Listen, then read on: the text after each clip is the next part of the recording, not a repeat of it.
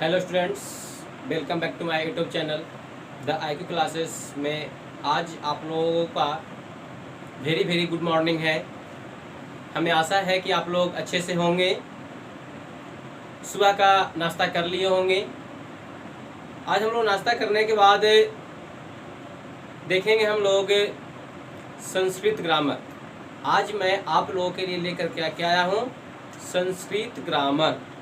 आप लोग बहुत दिन से सोच रहे थे कि संस्कृत ग्रामर का क्लास कहीं मिल जाता तो ज़्यादा अच्छा रहता। और आप लोगों को मैं पहले बताया था कि हमारे यूट्यूब चैनल पर हिंदी ग्रामर, संस्कृत ग्रामर और इंग्लिश ग्रामर तीनों चीज़ की संपूर्ण तैयारी कराई जाएगी।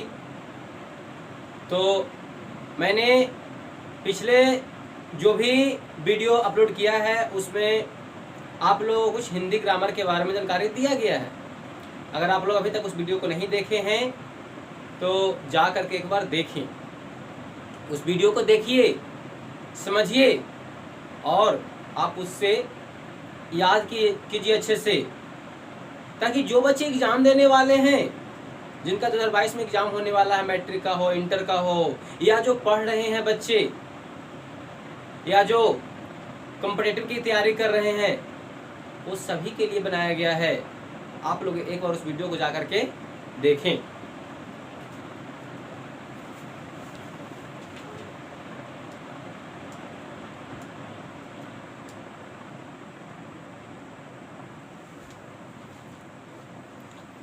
तो मैं आज बात करूंगा आप लोगों से संस्कृत ग्रामर के बारे में। किसके बारे में? संस्कृत ग्रामर, जिसे हम लोग संस्कृत में इस तरह से लिखते हैं, संस्कृतम। समझ रहे हैं?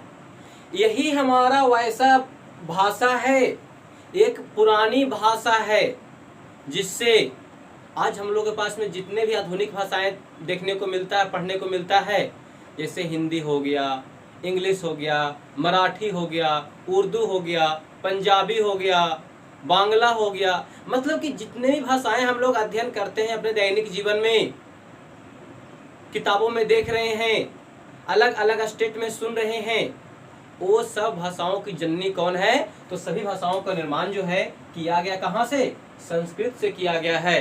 अर्थात कह सकते हैं कि संस्कृत जो है सभी भाषाओं की जननी है। समझ रहे हैं? संस्कृत एक ऐसा भाषा है, एक ऐसा वाणी है जो सभी भाषाओं की क्या है? यह सभी भाषाओं की जननी है, क्योंकि इसी से जो है सभी भाषाओं का निर्माण किया गया है। तो आज हम लोग संस्कृत के बारे में बात करेंगे कि संस्कृत कहेंगे किसको, संस्कृत पढ़ना क्यों जरूरी है, संस्कृत के अंदर में कौन कौन सा टॉपिक अध्ययन करना है, संस्कृत सीखना क्यों जरूरी है, और जो मैट्रिक के बच्चे जो एग्ज़ाम देते हैं और वो फेल कर जाते हैं, उन्हें तो और अच्छे तरह से सीखना चाहिए, संस्कृत के बारे में जानकारी प्राप्त करना चाहिए। देखिए, पास करने के लिए कोई पास कर सकता है, समझ गए ना? चोरी करके पास कर देगा, लेकिन अगर आपके अंदर ज्ञान रहेगा और ऐसा हो कि क्लास में चोरी चले ही नहीं, तो वही लड़का अव्वल होगा, वही लड़का उत्तीर्ण करेगा जो इस टॉपिक को अच्छे से गहन अध्ययन करके उसे देखेगा, पढ़ाई करेगा, समझेगा और उसे याद करेगा। वही बच्चा जो है आने वाला एग्जाम को अच्छे से फेस कर पाएगा। तो चलिए हम लोग बात करते हैं संस्कृत किसे कहते हैं। समझ में आ रहा है? संस्कृत जो है इसे देववाणी या सुर भारती भी कहा जाता है। क्या कहता है संस्कृत को? संस्कृत को देववाणी या सुर भारती भी कहा जाता है। समझ में आ रहा है? यह भारतीय उपमहाद्वीप की एक भाषा है। संस्कृत को देववाणी या सुर भारती, तथा यह एक ऐसी भाषा है जो भारतीय उपमहाद्वीप की एक प्रमुख भाषा है। वह कौन सी भाषा है? वह है संस्कृत। समझ रहे हैं? मतलब कि बोला जाए तो संस्कृत या संस्कृतम भारतीय उपमहाद्वीप की एक भाषा है। इसे देववाणी अथवा सुर भारती भी कहते हैं। समझ में आ रहा है? इसे क्या कहते हैं? इसे देववाणी या सुर भारती भी कहा जाता है। संस्कृत एक आर्य भाषा है। कैसी भाषा है? तो संस्कृत जो है वह एक आर्य भाषा है। सही समझेंगे? संस्कृत को भारतीय उपमहाद्वीप का एक भाषा माना गया है तथा यह एक आर्य भाषा अर्थात यह आर्यों के द्वारा निर्माण किया गया भाषा है। समझ रहे हैं? मतलब कि आर्य कहने का मतलब है कि हमारे देश में जो आर्य लोगों का आगमन हुआ था उन्हीं के द्वारा इस भाषा का निर्माण किया गया है। जो हिंद यूरोपीय का, समझ रहे हैं ना, जो हिंद यूरोपीय का एक परिवार बन चुका है, यह जो है हिंद यूरोपीय का एक परिवार बन चुका है। समझ रहे हैं? आधुनिक भारतीय भाषाएं, आज हम लोग जितने भी आधुनिक भारतीय भाषाएं देख रहे हैं, जैसे में हिंदी, अंग्रेजी, मराठी, बांग्ला, कन्नड़, उर्दू, मलयालम, पंजाबी, ये सब भाषाएं जो है संस्कृत से ही निकाला गया है। समझ रहे हैं? कहाँ से निकाला गया है? तो ये सब जो भाषाएं हैं उसे संस्कृत से ही निकाला गया है। आप देखेंगे कुछ बच्चे सोच रहे हैं कि सर तो सिर्फ बोल दिए, लिखेंगे कैसे? तो आपको इसका भाषा परिभाषा लिखाया जाएगा, समझाया जाएगा कि संस्कृत किन किन वर्णों को मिला करके बना है। संस्कृत को तोड़ेंगे तो किस आधार पे तोड़ेंगे, किस संधि में तोड़ेंगे। समझ रहे हैं ना? आपको सभी चीज बताया जाएगा। तो आज हम लोग स्टार्ट कर रहे हैं संस्कृत के बारे में। तो हम लोग पहले भी पढ़ेंगे 10th लेवल का। कहाँ का पढ़ेंगे? 10th level. ठीक है। अब यहाँ है कि संस्कृत के अंतर्गत पढ़ना क्या क्या है, क्योंकि कुछ बच्चे सोच रहे होंगे कि अब सर संस्कृत में पता ना क्या क्या पढ़ाएंगे। तो आपको वो सभी चीज बताया जाएगा, वो सभी टॉपिक को यहाँ पे कवर किया जाएगा जो आपके एग्जाम में आने वाला क्वेश्चन है, और 100% वही बताएंगे यहाँ पे जो आपको वहां जाके बिल्कुल यहाँ पढ़िए और वहां जाके आप क्वेश्चन का उत्तर दे करके आइए। तो हम लोग पहले टॉपिक देख लेते हैं, क्या क्या टॉपिक पढ़ना है 10th लेवल का। तो पहले हम लोग पढ़ेंगे संस्कृत ग्रामर, मतलब कि संस्कृत व्याकरण। समझ रहे हैं? संस्कृत व्याकरण के बाद हम लोग इसमें क्या पढ़ेंगे? तो इसके बाद हम लोग पढ़ेंगे वर्ण। क्या पढ़ेंगे? वर्ण पढ़ेंगे। वर्ण के बाद हम लोग पढ़ेंगे क्या? तो वर्ण के बाद हम लोग पढ़ेंगे लकार। क्या पढ़ेंगे? लकार। उसके बाद पढ़ेंगे संधि। क्या पढ़ेंगे? संधि पढ़ेंगे। संधि के बाद हम लोग पढ़ेंगे अव्यय। क्या कवर करेंगे? संधि के बाद हम लोग कवर करेंगे अव्यय। अव्यय के बाद हम लोग कवर करेंगे उपसर्ग। क्या कवर करेंगे? अव्यय के बाद हम लोग कवर करेंगे उपसर्ग। उपसर्ग के बाद हम लोग कवर करेंगे शब्द रूप। क्या कवर करेंगे? शब्द रूप। उसके बाद हम लोग कवर करेंगे क्या? धातु, धातु रूप। समझ रहे हैं ना? संस्कृत व्याकरण में क्या क्या पढ़ेंगे? तो वर्ण पढ़ेंगे, लकार पढ़ेंगे, संधि पढ़ेंगे, अव्यय पढ़ेंगे, उपसर्ग पढ़ेंगे, शब्द रूप है, धातु रूप है। अभी और चीज है, अभी और क्या है? अभी इसके बाद हम लोग पढ़ेंगे प्रत्यय। क्या देखेंगे हम लोग? हम लोग देखेंगे प्रत्यय। नीचे अगर दिखाई नहीं देते यहाँ पे लिख रहे हैं। इसके बाद हम लोग कवर करें, क्या करेंगे? प्रत्यय कवर करेंगे। और प्रत्यय कवर करने के बाद हम लोग इसमें देखेंगे अनुवाद बनाना।